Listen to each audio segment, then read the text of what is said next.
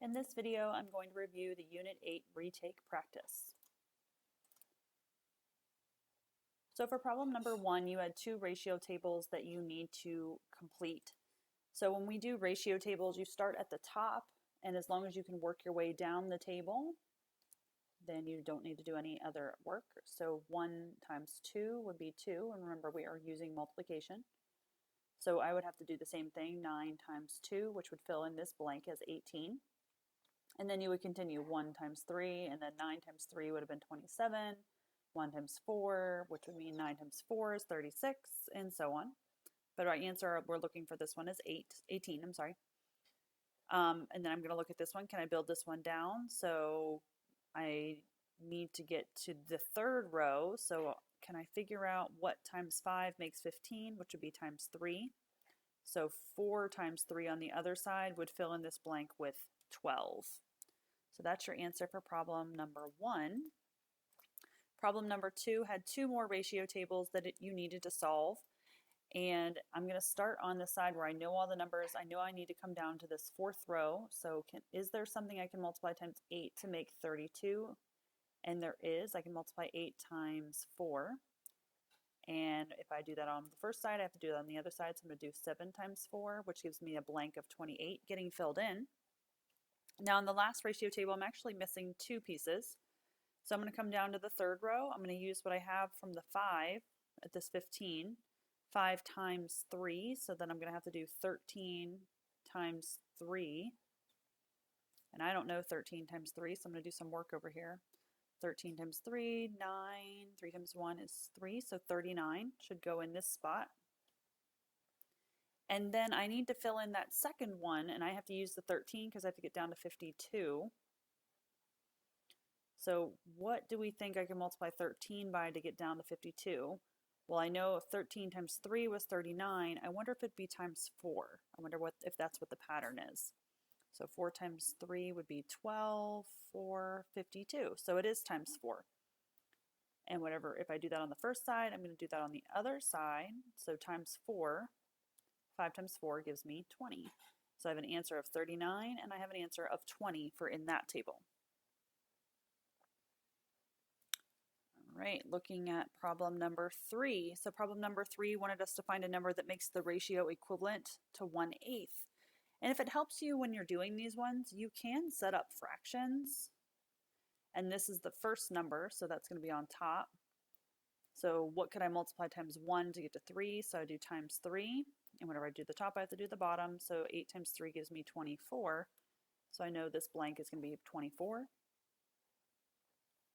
And then the next one, find the number that makes the ratio equivalent to 1/9. So again, I'm going to set up my fractions. And this is the first number again, so it goes on the top. 1 times 6 would give me 6. So I'm going to do 9 times 6, which gives you 54.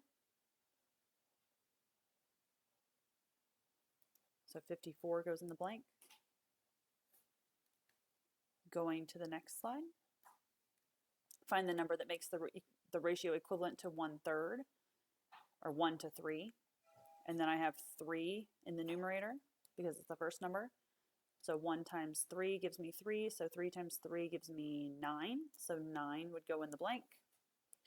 And then for the second one, find the number that makes the ratio equivalent to 8 to 6. And the second number is 48, so that means the denominator.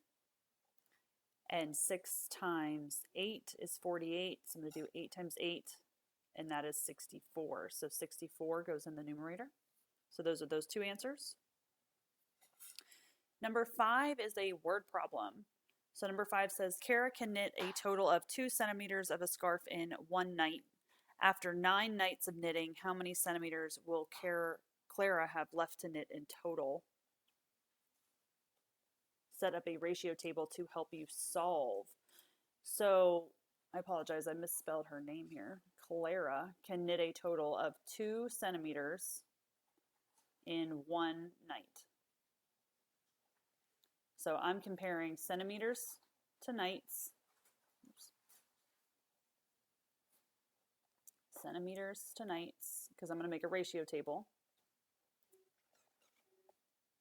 And I know I can do 2 centimeters in 1 night. That's what they tell me right here. and I need to get to 9 nights. So I'm going to change this to 9. So how do I get from 1 to 9? I'm going to multiply by 9, and then I have to do the same thing to the top. 2 times 9, which would give me 18. So I know I'm going to get to 18 centimeters in 9 nights. So all you have to do is set up and figure out what are you comparing. The last one, Clarence baked 22 cookies with 2 scoops of flour. How many scoops of flour does Clarence need to bake 44 cookies? Set up a ratio table to help you solve. So I do 22 cookies with 2 scoops, and I need to do 44 cookies. So let's set up a ratio table. I'm comparing cookies with scoops. And then this is scoops. So I know I can do 22 cookies with 2 scoops, and I need to make 44 cookies. So how do I move the table forward? Well, I'd multiply by 2, and I multiply by 2, so 2 times 2 gives me 4. So I need 4 scoops of flour. And that would be your answer. If you have any questions on your retake practice, please make sure you let your teacher know.